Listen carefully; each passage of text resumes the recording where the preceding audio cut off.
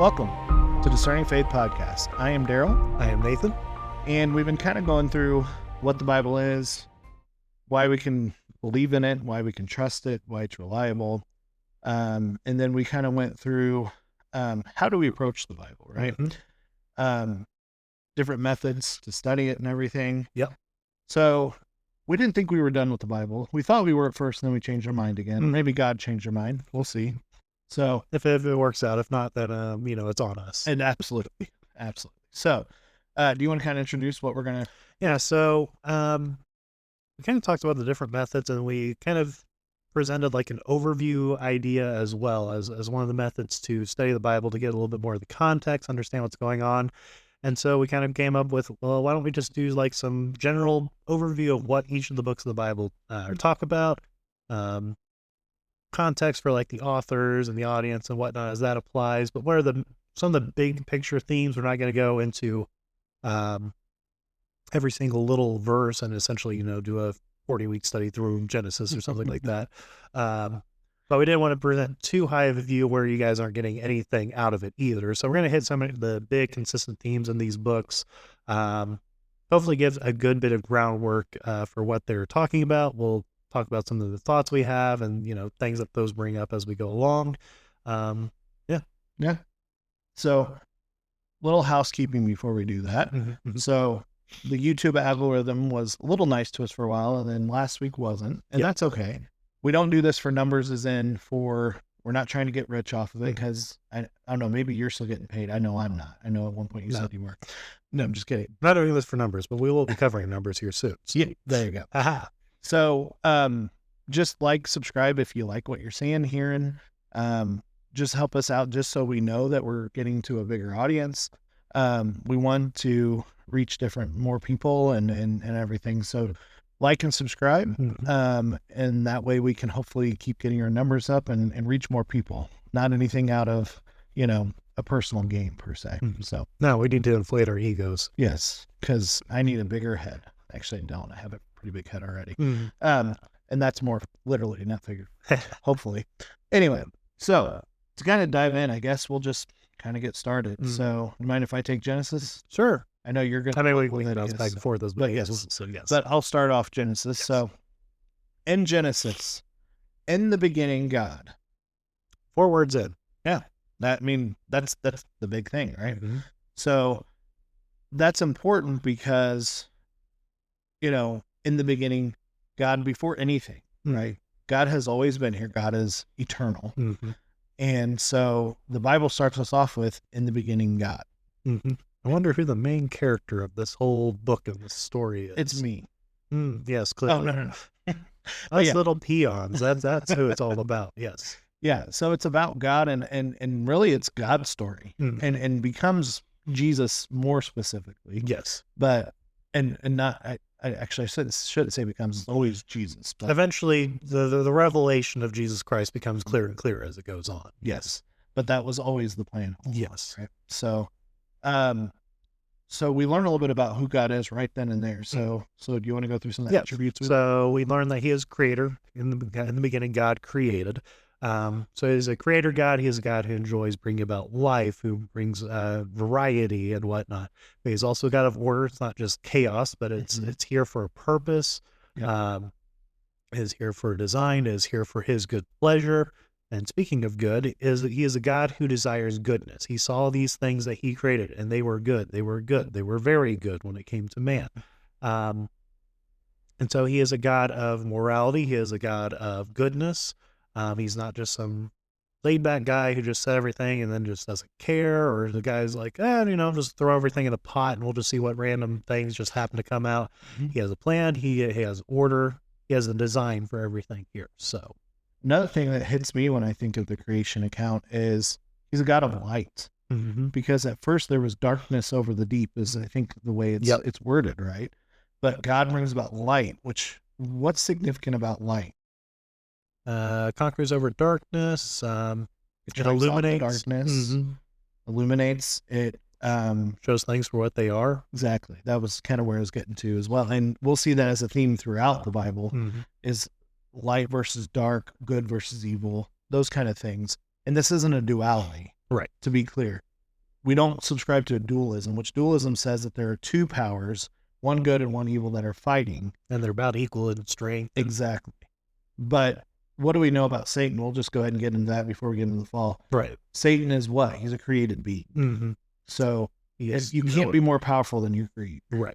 So Yeah. Despite the folly that many think, not only Satan, but even in this world, and people think that, we can overthrow him. No, that's not going to work out for you. Tower of Babel much. Mm-hmm. Yeah. So then God, of course, in the creation account, creates man, Mm-hmm. and he creates him in his image. Mm-hmm. So, however, we are in his image. Yes. So we are not the main character. Pretty sure we can't reform God in our image, do him the favor back. That's what a lot of people try. We can think we're doing that, but in the end, God is not changing. Right. Only our perception of him, which just gets us in trouble. Right? Yeah. So we're made in his image. Mm-hmm. We aren't unimportant, though. To Yes. be clear, just because we're not the main character doesn't mean we're not. Mm-hmm. God and our importance comes from God subscribes that importance to us. Yes. Prescribes, or however you want to say it, whatever the right word there. But it's our importance comes from who we are in light of who God is. Yes. Right. So, there's the ditch on both sides of the roads that we don't want to, as they did in the garden, elevate ourselves and think that we can become as God. We're more important. We're the biggest deal in this life. But we also don't want to go into thinking, oh, we're nothing but worms. We have no value, no worth at all. We just go around beating ourselves with whips all the time. And then no, we have a value. We need to be just content and satisfied in the good value that God has assigned to us and his plans for us. and I think that emphasis changes over your walk with Christ, right? I mean, there's times when God is revealing to you the depths of your sin, Mm-hmm. and we should be mourning over that, right? Mm-hmm. That's okay, but we shouldn't stay there. Yep. And it shouldn't keep us from doing what we need to do as well. Because sometimes what I've seen is those who are more likely to go that way with their walk, they are almost crippled by the fact that they're so worried about their sin. And again, to be clear, we should be. Yes. Sin is a big deal, and we should be allowing the Lord to work it out, or to get rid of it in our lives. And we should be sad over our sin. We should be upset, and we should hate our sin. But that doesn't mean that we should stay in them and allow it to paralyze us. Yes. And not do what God wants us to do and what God's trying to do through us. The power of God is greater, and we need to live in that. Mhm. So. Yeah. So we live in light of what sin is, but who our God is, which is greater. Mm-hmm. Yeah. So we're also given purpose by God. Mm-hmm. Adam wasn't told to go enjoy the garden, sit back, kick your heels up. Whatever makes you happy, just go and do that. Yeah. That's what life's all about, is making yourself happy. I mean, we are Americans. Yeah. God help America. Yes. I know we're really harsh on America in this podcast, and rightfully so.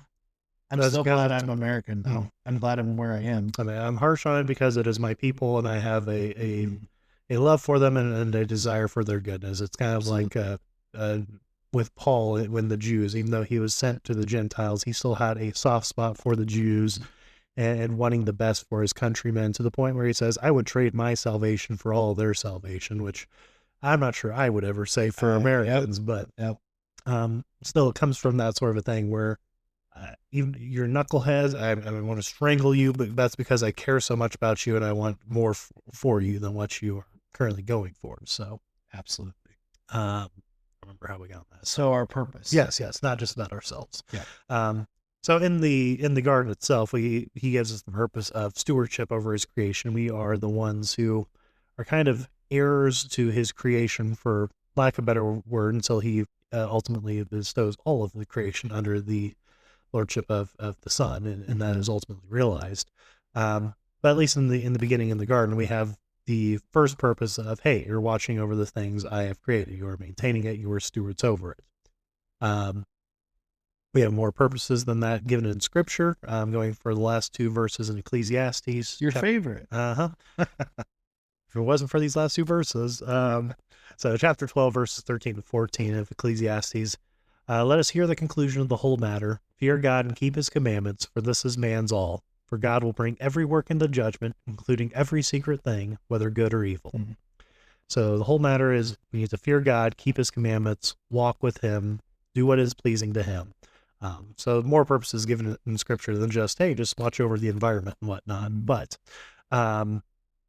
we at least begin to see how that is worked out in the creation account in Genesis. So, Well, and speaking of a ditch on both sides of the road, where was I going with that? It just left me. Conclusion of the whole matter is to fear God and keep his commandments. We're going to fail, but we want to go back to constantly in God's power, working out our salvation with fear and trembling and with good works. I think we go too far one way or the other of, well, I'm a wretch, I never can get there, so why try me? Right.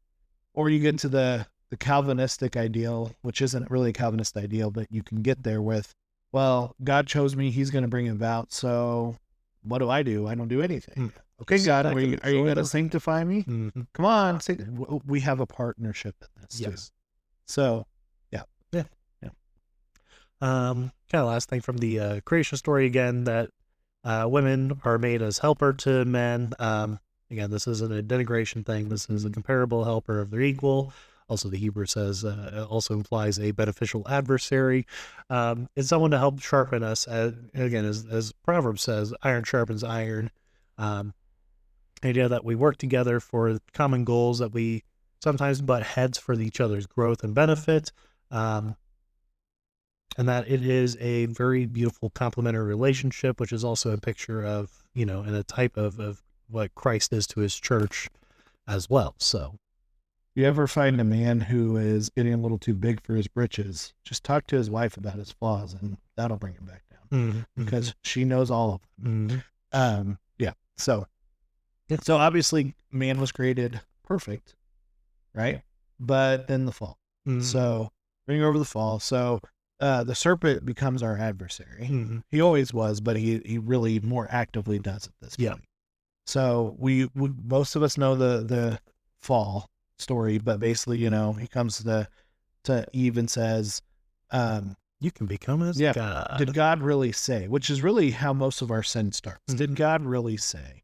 Well, or now we may re-ask that question, and does God really care, or is God really even around?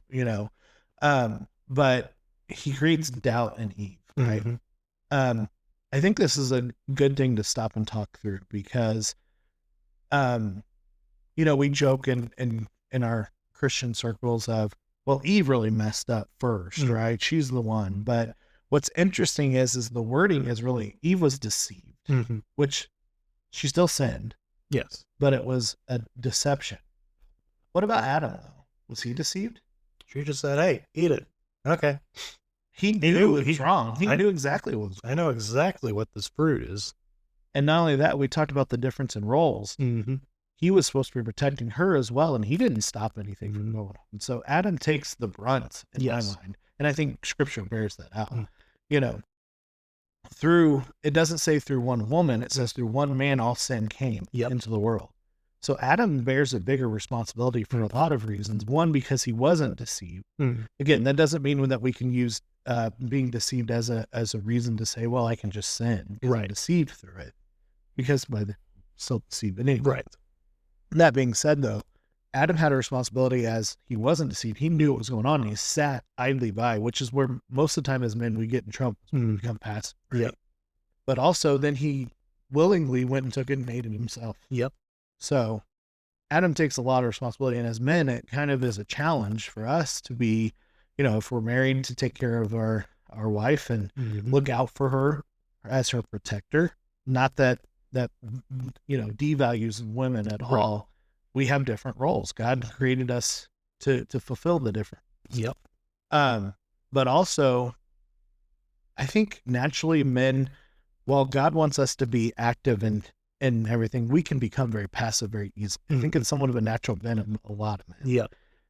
And a lot of the time, what is it that makes us to be more passive? It's selfishness, right? It's, I want to pursue something that makes me feel better about what I'm doing, whether it's something that's entertainment for us nowadays or whatever it may be. We allow our selfishness to get in the way of fulfilling the duties that we have. Mm-hmm. So yeah, we just seek after our own pleasure because, again, that's what God said the purpose was, right? Just my own happiness. Yep. Wrong. Yeah, whoever came up with work was clearly didn't know what they were doing. Oh wait, sorry, God. Right? So So from the fall, we talked about the serpent. We don't want to overvalue or devalue, as we talked about with dualism earlier, with Satan and his power and all that. He is a real person, a real being. And we also don't want to deify him to the fact, every sin and all our temptation always comes from him. We're plenty screwed up on our own as well. But amen to that. But he is definitely there. 1 Peter 5:8, be sober, be vigilant, because your adversary, the devil, walks about like a roaring lion, seeking whom he may devour. He is definitely a real entity that we have spiritual warfare with, and we need to be mindful of it. And I think to keep that in context, Satan, and really, none of us are probably going to come into personal contact with Satan himself. Mm-hmm. He's probably up working on, world leaders and things to bring about his plans. But, any demon that comes is stronger than us in and of ourselves. Mm-hmm. So there is a danger there. Mm-hmm. But he who is in us is greater than he who is in the world. Yep. Right? So God is much more powerful. I mean, God created all of these beings. Mm-hmm. So in his power, we have nothing to fear. Right. But when we're living out of the flesh and out of our own selfish desires, then we are susceptible to being taken away by that. Yep. And even Christians can do that as well. Just because God gave his followers the powers over demons doesn't mean you go flaunting it either. Like, well, I'm just going to go and do spiritual warfare all the time, and you get to leave, and you get out of that body. And well, isn't it in Acts when there's some of them that are going out and trying to cast out demons, and the demons say, I know of this Paul, I know of Jesus, but I don't know who you are. Who on earth are you? And it doesn't turn out well for them. Right. But include that, I think that was an arrogance in their on their part. Yep. And so I think that goes to being humble enough to know your place, for lack of a better term, as in the devil and his minions are dangerous to us in our flesh. Mm-hmm. But again, he who is in us is greater than him. Yep. And so it's a humility to rely on God's strength and not our own strength. And that's a lot easier said than done. Yes. Because especially as men, I can pull myself up by my bootstraps and I can do it, right? But in the end, we are a wretch when it comes to that. And we have no strength. You're saying there's like rebellion in our own heart, so we can't trust it or something? Hey, that's a good segue, yeah. So, but to finish the last one, this life and world does bear the scars of that sin. So the curses, the ground was cursed, childbearing was cursed, our work in general was cursed. And so we deal with the consequences of Adam's original sin, but also our own sin. Because a lot of the time, it's kind of an aside, but it's hard to sometimes when you see someone, I think of, let me put it this way. I think of in Liar Liar, when the guy's ranting about, well, I'm in trouble again. What, and he finally just yells at him because he can't lie anymore, says, stop breaking the law. It's pretty simple. Now, granted, it's harder said, easier said than done, but, we bring about consequences of our own sin. Yes. If you're honest with yourself, you can see a lot of the issues that you create are of your own accord. 99% of the time, you are your own biggest problem. Yeah. Speaking of. Yeah. The kind of verse that goes into that, Proverbs 28:26. He who trusts in his own heart is a fool, but whoever walks wisely will be delivered. So if you're just trusting yourself, your own thoughts, it's got to keep coming out to be the same thing. So absolutely. But why? Walking wisdom, which comes from the fear of God, that's what's going to deliver us. So walk with God. How do you do that?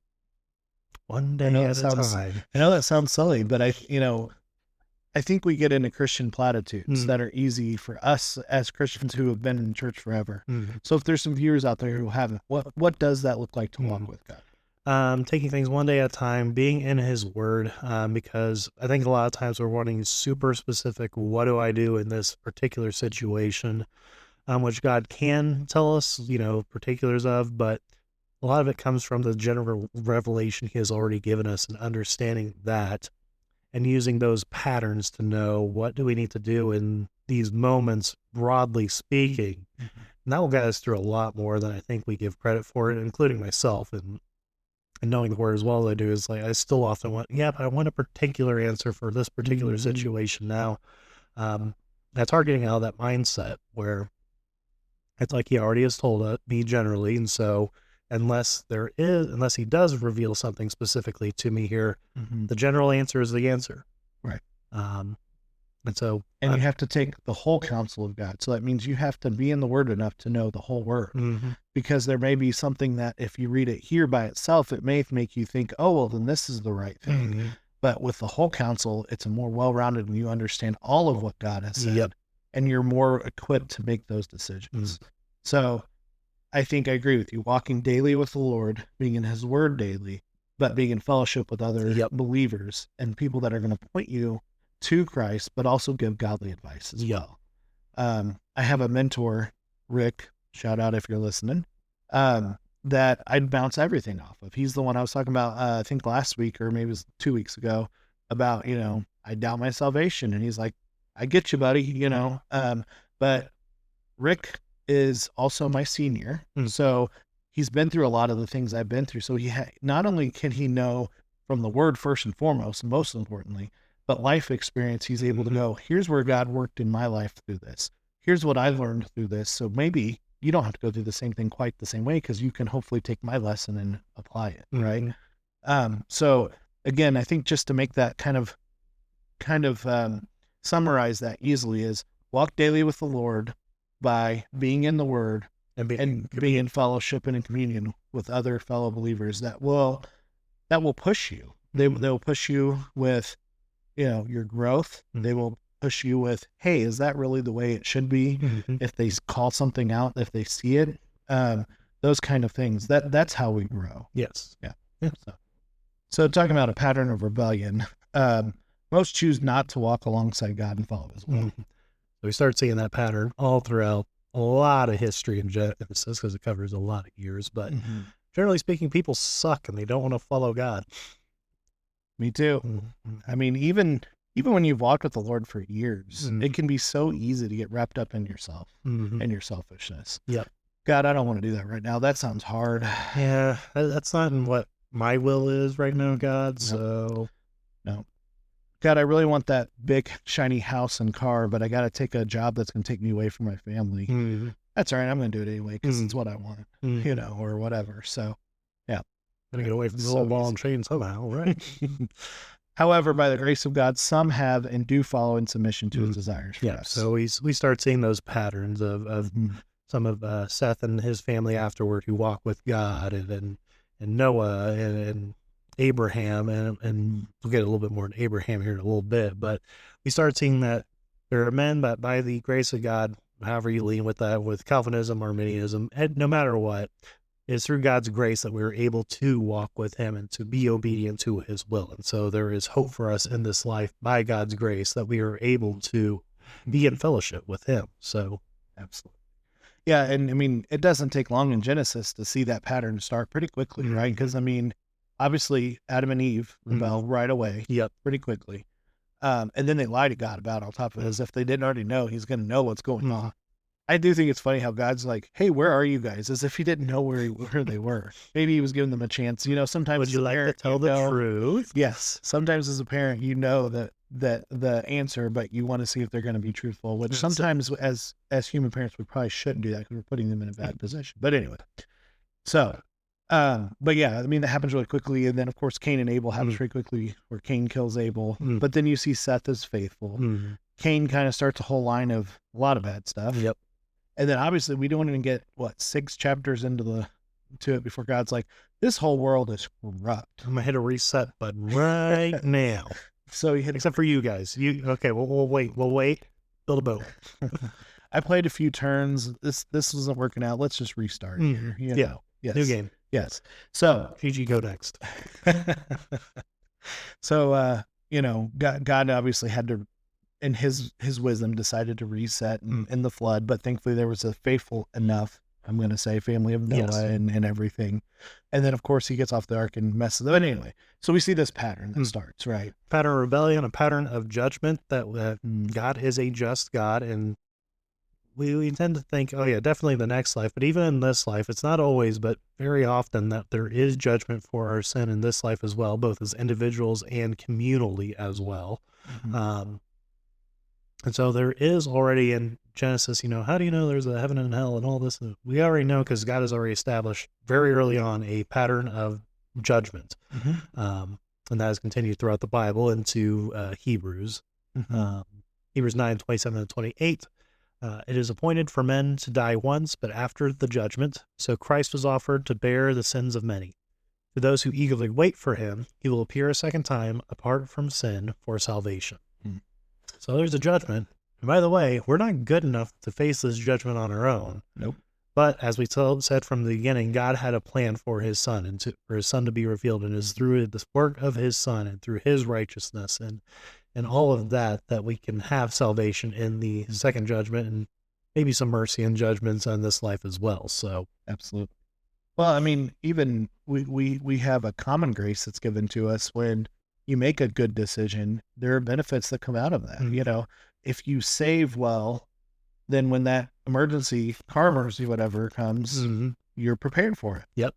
Those kind of things. And so there is that common grace that God gives us in that way. Yes. So, and then we'll get into kind of God's law and what God plans, with Leviticus and stuff. But, we see this pattern that starts here in Genesis. And I think we're going to kind of start wrapping this one up. Then we can hit Genesis the next time. Exodus, or do you mean continue with Genesis? Yeah, wrapping up Genesis and then getting into the rest of them after that. But I think this is a good time to kind of stop and just, we're never as good as we want to be, right? We're always looking at, God, I don't measure up. And we don't. We're never going to measure up in our own strength, right? But thankfully, Jesus has done the work to where we are righteous in God's eyes because of his imputed righteousness to us. So if you don't know Jesus, we're going to keep preaching the gospel here. So if you get tired of hearing it, oh well. But if you don't know Jesus, put your trust in him. Read the Bible, learn who he is, learn about it. Ask questions from people who who do know the Lord. Yes. And put your trust in him so that not because all of a sudden your life's going to be perfect and great. But I wish. But you have a hope of who Christ is, what he has done for you, and what he is doing for your future. And you will find that there will be some common grace that as he gives you wisdom, you will be, able to make better decisions and do things better. But that's not the point. No. Right? The point is you can put your trust in him and your salvation is in eternity. Right? But if be heirs with him. Yes. But then for those of you who do know, again, I know we say this spiel probably almost every episode, but we're going to keep it because it's good. But be in the word, most of this you guys probably, if you've been a believer for a while, have read through Genesis. Genesis is a big book though. There's a lot to kind of take in and it's easy to miss a lot of what's going on, especially if you're reading only a chapter or two a day. It takes a while to get through the 50 chapters. Yep. And again, there is a lot going on. I mean, it's a couple thousands of years of history. Absolutely. We're going to talk about some more of the more direct things that God is doing with his people and as he chooses his people. But, get in the word, get to know who God is, ask questions. Again, we talked about this. That's how you approach the Bible. Ask questions from godly people that will steer you the right way. Understand the whole counsel of God. So you can't just go, well, I really like the New Testament, or I really just like the history when God's showing, them slaying people and Ehud pulling out his left-handed sword and, that kind of stuff. I mean, are those kind of fun? Yeah, absolutely. Yeah. And it's cool to see how God works, but God works in a lot of different ways. Yes. But knowing the whole counsel of God makes it so you can honor him better and you can be prepared to do the good works that he calls us to do. Yes. And it's not about good works as salvation, but they should come as a consequence of your relationship with Christ. So, yeah. Anything to add on that or wrapping up this part of the discussion of Genesis? No. Okay. So, dysfunctional? I think we'll take that for next one. Don't you think, or do you think it's still too early? What are we at? Let's see. Nah, we got time. All right. I just thought it'd be a good spot to stop. So. Nah, I want to talk about. We just talked about the fun things, All right. left-handed guys and whatnot. So yeah, fair enough. So speaking of things that are weird in the Bible, a common pattern you see early on in Genesis right off the bat: dysfunctional and broken families. If your family's not normal, congratulations, you are normal. Yeah. If you have a normal family, you're the weird ones. Yeah. a very loving, normal, easy. Yeah. Yeah. But we see throughout Genesis, we have sibling rivalry, jealousy, murder, drunkenness, infertility, incest, property disputes, miscommunication, death of spouses and parents, arranged marriages, polygamy, human trafficking, death of children, imprisonments. These families are messed up. Uh-huh. This is kind of the normal. So you're telling me the Bible does probably speak on that thing that someone says that doesn't speak on? No, clearly not. The Bible's boring. It doesn't speak on that many topics. Clearly, it's just so narrow and focus scope. Yes. Now, I know I have heard people say that, like, and it's true, but the Bible would be rated R at most places, and probably even worse, Yes. depending on where you're in the story and stuff.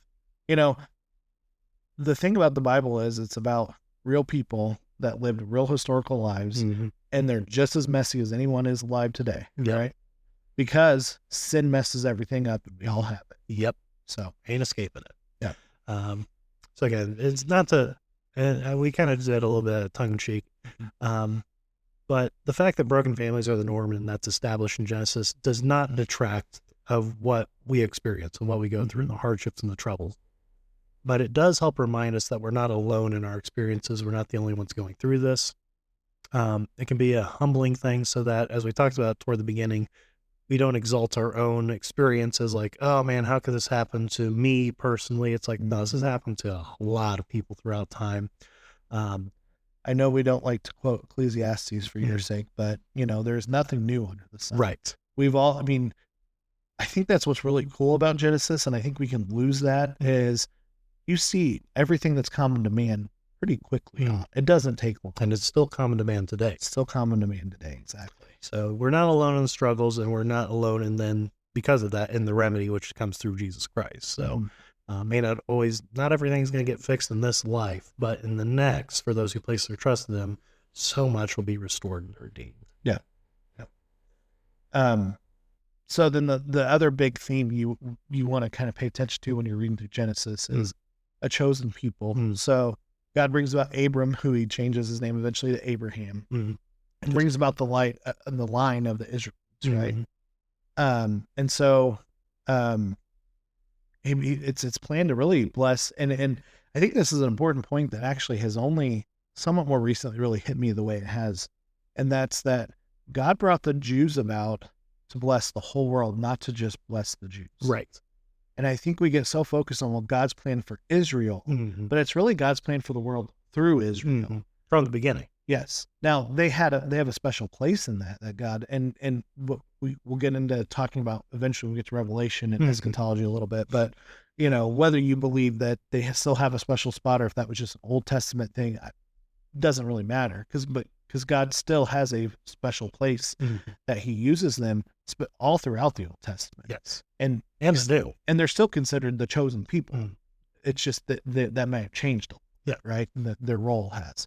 But so it's the story of how God brings Abraham, Isaac, and Jacob, which then throughout the rest of the Bible you hear, I am the God of Abraham, Isaac, and Jacob. And now Abraham and Isaac and Jacob were like perfect and did everything really well and were awesome. Right? Yeah, clearly. They never messed up anything themselves. No, not at all. No.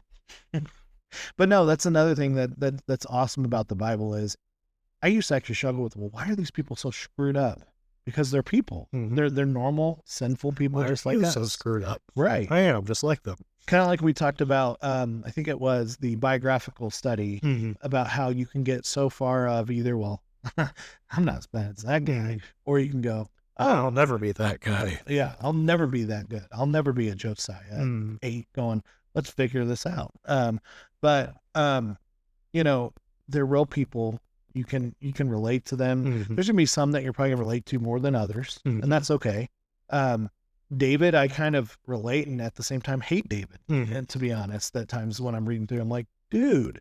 But then I look at myself and go, yesterday, dude, what did I just do? Anyway, you know, it's kind of refreshing that, you know, and I think this kind of points to the authentic nature of the Bible. I was going to say authenticness, thought better, but now I did. Authenticity. Authenticity, yes. But the authentic nature of the Bible of these are real people. This is real, you know, these are real stories. Now, I know Muhammad, you kind of get some pretty juicy stuff about him in the Quran, I think, but still, for the most part, if you're trying to push something that is not real and is not true, and especially with, you get all these things that throughout the years, they kind of tried to make the narrative the way they wanted it to. Kind of cleaned it up a little bit here. But if they cleaned it up, they didn't do a very good job, first of all, because it's all pretty, the nitty gritty and gross in there, right? Mm-hmm. But these are real people, and it's kind of inspiring because God uses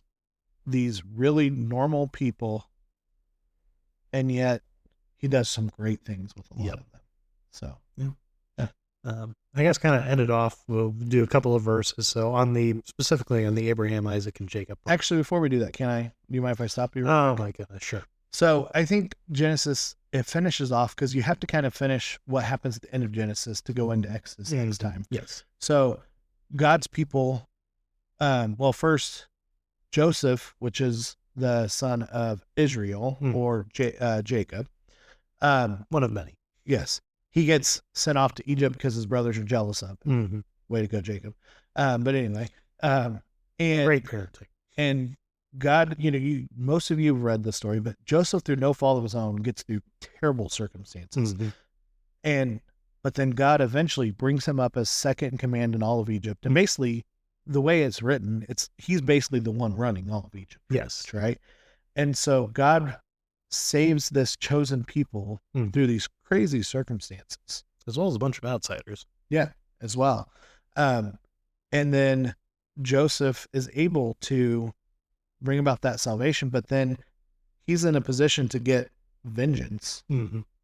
And he does it. Mm-hmm. He says, we'll read his quote here in a minute as one of the key verses, because we want to pull out at least one or if not two key verses for each book and kind of go over those. But I don't know. Joseph has always hit me as someone that I just always like, God did such a major work through him. And then we need to be careful with that because you really don't see any fault in Joseph anywhere written in the Bible. We know he was still a sinful human. So obviously he did. So we have to be careful when for some reason the Bible kind of only paints them in that light. Right. It's not paints them as in some unjust or but when they're going through the narrative about them, that the positive is what is heavily the faults are not shown. We can idolize them, kind of like we've talked about. So we just have to be careful that Joseph did a great job, and don't get me wrong, but really it was God working through him. Mm-hmm. And it's just really awesome to see. Yeah. So anyway, back to the verses. So going through the two verses. So for Abraham, Isaac, and Jacob in general, which is again a major theme for the rest of the Bible, chapter 12, verses 2 and 3. I will make you, talking to Abraham, a great nation.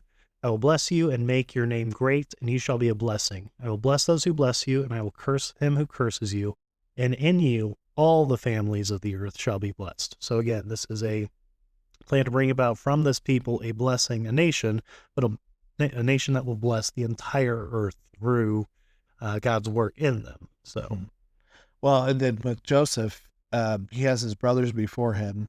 They at first don't even recognize him, but he comes back to them, and I think they're expecting him to take his vengeance on him at any time. And he says, as for you, you meant evil against me, but God meant it for good, to bring it about that many people should be kept alive as they are today. Mm-hmm. And that's God's modus operandi. That's how God works. Yep. Is he's always even taking sin and evil things and twisting them in a good way for his purposes. Reforming him as a potter with the clay. Yeah. Yeah. And by the way, that was Genesis 50:20, just so you know where the reference is. But, Genesis is such a cool book. I mean, they're all great. They're all awesome. But Genesis has this kind of special place where here's where God started things. And then you can see this narrative of all these things God did to bring about his own chosen people. Mm-hmm. And it's just cool to see because you see what do you see throughout all of it? You see God's faithfulness. Mm-hmm. You see him faithful enough to save Noah. I think we focus sometimes on, well, why would God wipe out the whole earth? Why would God save Noah and his family? Exactly. But yet that's God's faithfulness. Mm-hmm. Let's be honest. I don't think that Noah was righteous in that he was obedient. Mm-hmm. He did what God asked him to do when he said, go build a boat when it's never rained before. Mm-hmm. But he still wasn't righteous as in like he's some perfect human being. He was sinful. It says he was righteous for his generation, which is kind of a comparative statement there. Right. But again, I mean, I don't want to take away from he was obedient and built the ark. But at the same time, his righteousness was still filthy rags as anybody else. Mhm. But God chose him and worked through him. And Yeah. and it's, again, we want to emphasize it's God's faithfulness, not the characters in these narratives or our faithfulness. It's God's faithfulness. Yep. So, yeah. So, kind of a big picture overview on Genesis. Any final thoughts before we wrap this one up? Obviously, this is barely scratching the surface. Yes. And, I've seen other YouTubers who went through all the books and they were a lot shorter. So we could have done less. But we could also do a whole heck of a lot. Yes. It's 50 chapters. There's a lot there. Go read it for yourself. Spend some time in there. Pray that the Spirit would guide you through it, teach you what you need to learn through it. And know that you'll have to go back and read again and learn more, right? And again. Because there's so much there. And again. That's what's awesome about God's Word. And Just again. keep reading it. Yeah, absolutely. So I'll see if Nathan will let me finish this episode now. So You want to finish this episode? No, I'm saying I was trying to wrap it up earlier. Oh, okay. You just really like me saying the outro, don't you? Yeah, pretty much. Well, thank you all for joining us. This has been The Discerning Faith. The Lord be with you and bless you.